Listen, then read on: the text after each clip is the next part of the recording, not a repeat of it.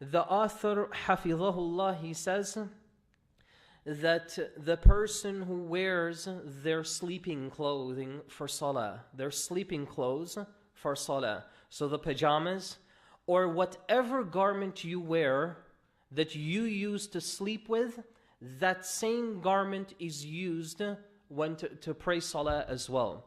Now, there is a hadith narrated in Bukhari, عن أبي هريرة رضي الله عنه, where the Prophet sallallahu alaihi wasallam, a man stood up in front of him and asked him about wearing one thobe, one garment for prayer. So this man is asking about the one garment that he'll wear each and every single time, every single day. He's going to wear it to sleep, to eat, to walk outside, to do everything, and also to pray as well. So the Prophet ﷺ asks him, can you not find thawbain? Can you not find two thobes? You see how beautiful the hadith is structured? The Prophet ﷺ doesn't even order him to do it, but he just asks him, can you not find a second piece of garment? What's the wisdom behind that? The companions are probably some of the most poorest individuals, human beings, to ever walk the face of this earth. I mean, we have stories of some companions eating the leaves off trees just to satisfy their appetite. So they're the most poorest individuals that you will find. So the Prophet ﷺ asks him this question. But the point that I want to make here for all of us is that the question has to be asked and it has to be entertained. So here what the ulama, they've said here, and Umar ibn al-Khattab also mentions another statement, إِذَا وَسَّعَ اللَّهُ فَأَوْسَعُوا. If Allah has blessed you with many things, then use those blessings that Allah has given you. Don't shy away from it. So if Allah blessed you with the wealth that you can purchase clothing, and of course you stay away from israf and you stay away from being extravagant. But the point is that you are able to afford these things, فَأَوْسَعُوا. Then you should do that. You should have the blessings that Allah gave you and you should utilize them accordingly. Now, wearing pajamas to pray, the question here is that, is the salah in and of itself valid if you do this? According to the four madhahib, the salah is valid. So there's an ijma', a unanimous consensus that the salah is valid if you do this. But why is it considered an error or a mistake when it comes to the prayer? Imagine if you walk to the mall or you want to go to the store, to the supermarket.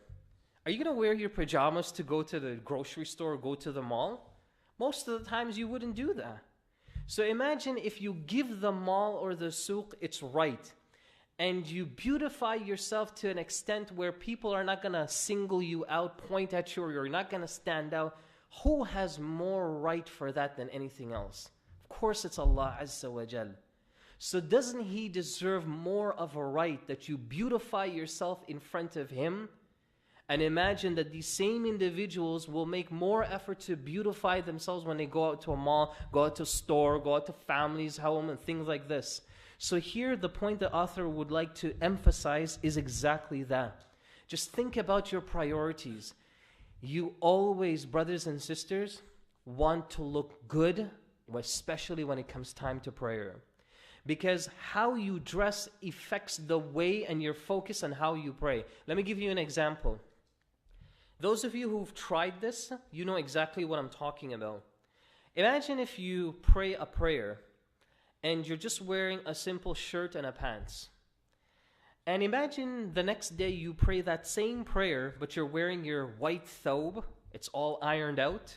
Then you have the shimagh or the scarf, and you have the hat. The mustache is all trimmed, and you're feeling like you're the imam of the haram right at that moment. So what's going to happen?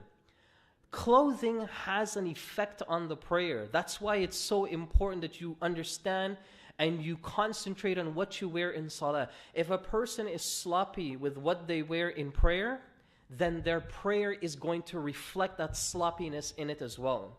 But if a person smells good and looks good to the best of their ability for salah, then that's the reflection that they're going to get in their prayer. So you'll find yourself, and I don't know how else to explain how this phenomenon works, but you'll find yourself sometimes that you'll be much straighter, you'll be more focused, and you'll just be more in tune with the prayer. And subhanAllah, this is one of the secrets of the salah that Ibn Qayyim mentions, that this is what dressing and looking good and wearing a proper attire in salah does for the ikhlas of the salah itself. It assists that, it helps it. So the first thing is, you want to make sure that you stay away from the clothing that you would sleep with, or the clothing that you would go to work with, and your clothing you would do all of these other jobs with. Now the author here mentions pajamas in particular simply because of the problems that may happen when a person sleeps. And they may encounter certain things that they may not be aware of when they wake up. So to eliminate all of that, try to change your clothing when it comes to the salah, especially for fajr and things like that. However, side point, if you know that when you wake up in the morning for fajr, and you look at what you're wearing and everything seems to be intact, you know, no problems, nothing, everything's clean, then you can still pray with it. Remember, so the second one, Imam al-Shafi'i rahimahullah, he mentions here that if a person prays with a t-shirt and that t-shirt exposes the aura of that individual when they go into ruku' or sujood, then the salah needs to be repeated over again. This here, brothers and sisters, you be very shocked. As a matter of fact, you may not be very shocked, because I'm sure as long as you're praying in the masajid, you would have seen and witnessed this with your own eyes. That you'll see like certain people when they come and they pray, they'll wear certain garments or a t-shirt or something. It's so short and it exposes them when they go into ruku' and sujood. This is a carelessness, wallahi, you have to be ashamed of.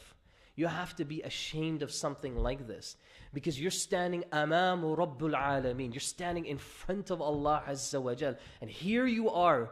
You're not just standing in front of Him, but you're involved in an act of worship, and still you're exposing yourself. So again, the author mentions here, this is one of the other errors when it comes to the salah. For one day.